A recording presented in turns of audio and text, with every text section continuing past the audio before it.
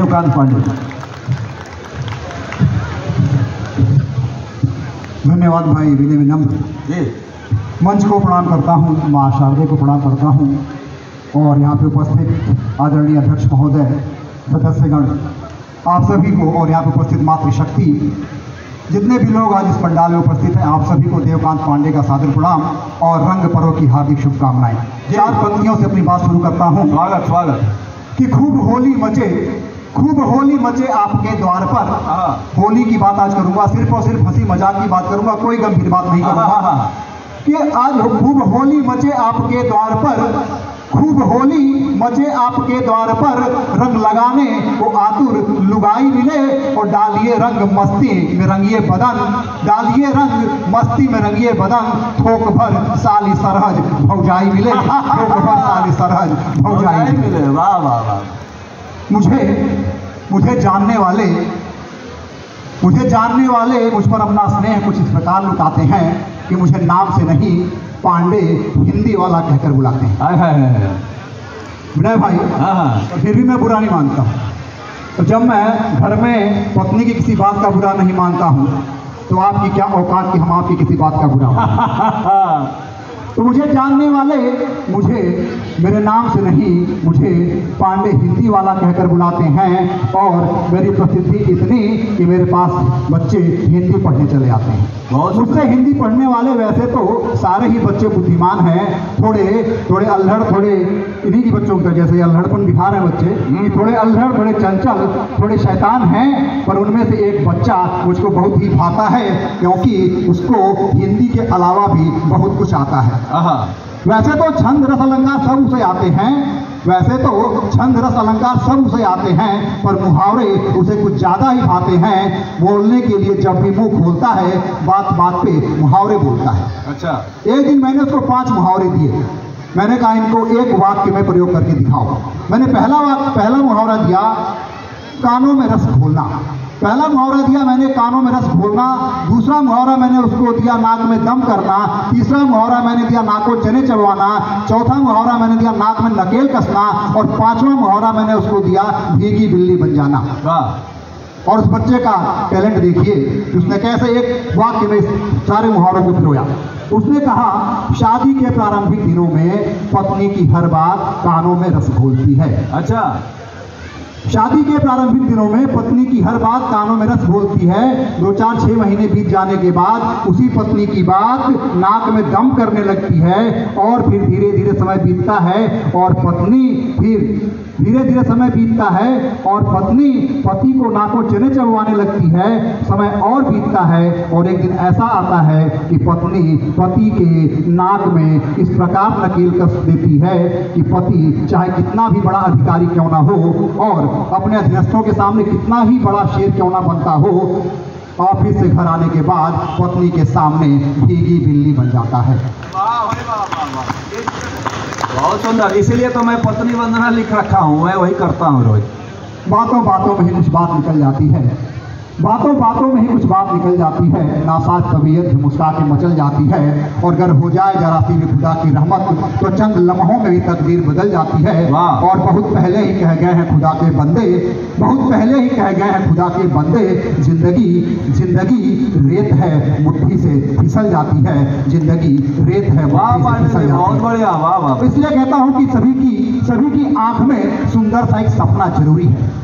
सभी की आंख में सुंदर सा एक सपना जरूरी है, दिलों में हर्ष और उल्लास का बसना जरूरी है। और जीवन के दर्द और गम को भूल जाने के लिए रखना होठों पर मुस्कान और हंसना जरूरी है।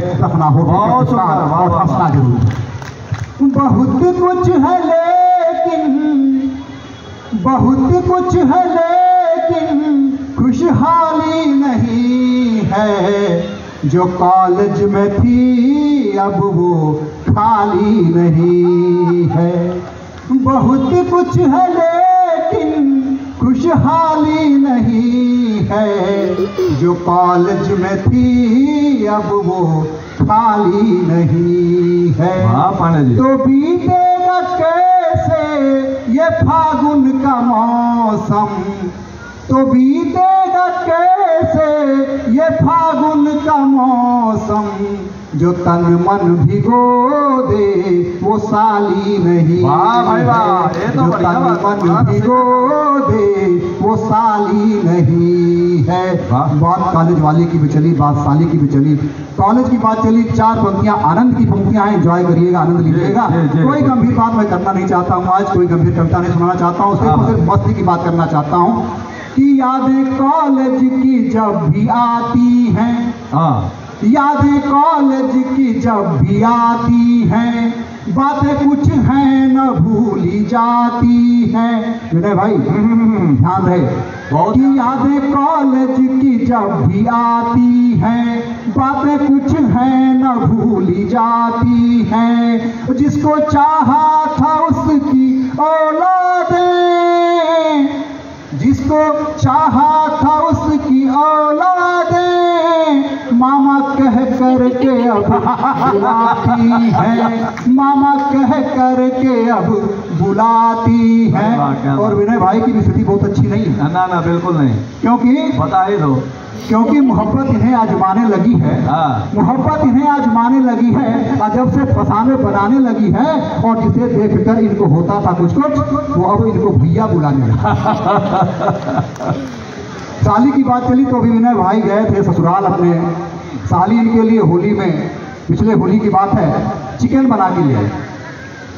विनय भाई ने चिकन को ध्यान से देखा और साली को बुलाया तो बोले अच्छा ये बताओ, जब तुम जानती हो तुम लहसुन प्याज नहीं खाता हूँ, तो तुमने मेरे चिकन में लहसुन प्याज क्यों डाला? ऐसे हैं हमारे विनय भाई। वाह, 4 पंक्तियां और पढ़ता हूँ जी।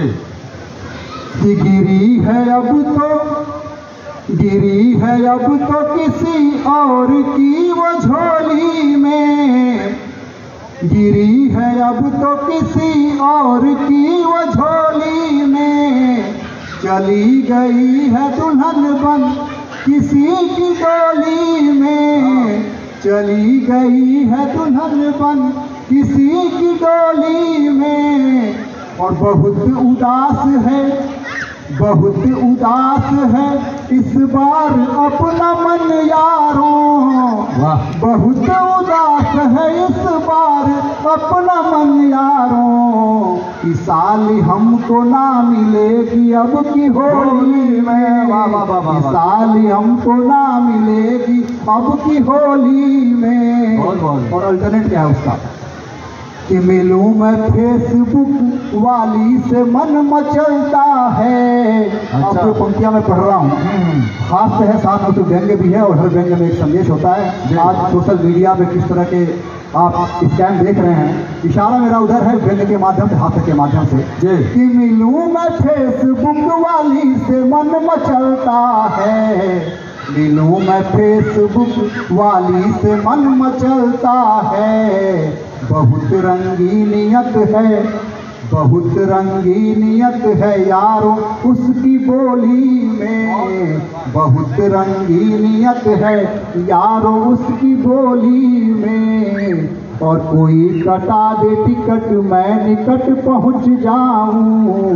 विनय भाई अगला कार्यक्रम फेसबुक वाली के शहर में करना है, कि मिलूं मैं फेसबुक वाली से मन मचलता है, बहुत रंगीनियत है यारों उसकी बोली में। और कोई कटा दे टिकट मैं निकट पहुंच जाऊं, कोई कटा दे टिकट मैं निकट पहुंच जाऊं।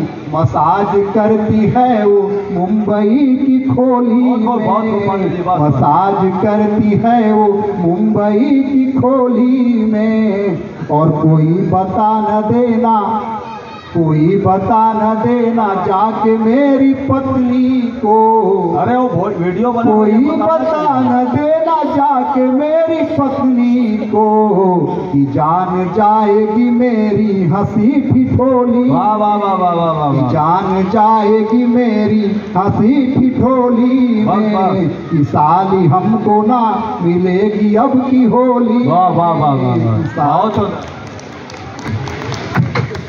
भाई गजब हिम्मती आदमी है। पत्नी से वीडियो बना के भी इतनी बातें कह दी है, इसके लिए तो ताली बजा दीजिए।